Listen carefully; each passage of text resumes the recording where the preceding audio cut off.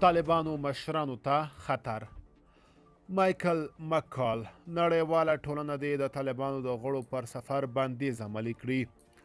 اروپایي هیوادونو ته د طالبانو د یوه چارواکي سفر ته د غبرګونونو په لړ کې د امریکا د استازو مجلس د بهرنیو اړیکو د کمیټې رئیس مایکل مکال ویلي چې هیوادونه باید د طالبانو پر غړو د سفر د بندیزونو په عملي کولو کې د یو بل ترڅنګ ودرېږي. نوموړي پرون یکشنبې 28 د لړم پر خپله ایکس پاڼه په یوه لنډ پیغام کې لیکلي چې اروپایي هیوادونو ته د طالبانو د چارواکي سفر د منلو وړ نه دی. مکال ویلي نړیواله ټولنه باید د طالبانو د غړو پر سفر د بندیزونو په عملي کولو کې د یو بل ترڅنګ ودرېږي. دا د منلو وړ نه ده. په دې وروستیو کې د جرمني په ګډون یو شمېر اروپایي هیوادونو ته د طالبانو د خوړو او درملو ادارې د رئیس عبدالباري عمر سفر لانجې راپورته کړي دي.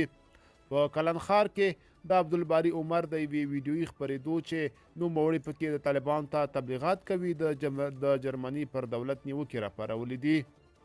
د جرمني پر دولت د نیوکو تر زیاتېدو وروسته د دې هیواد د بهرنیو چارو وزیر د عبدالباري عمر څرګندونې غندلي او ویلي دي چې نوموړي ته یې ویزا نه ده ورکړې. دې وزارت ویلي چې په کلن کې د طالبانو چارواکي د شتون په اړه پلټنې کوي.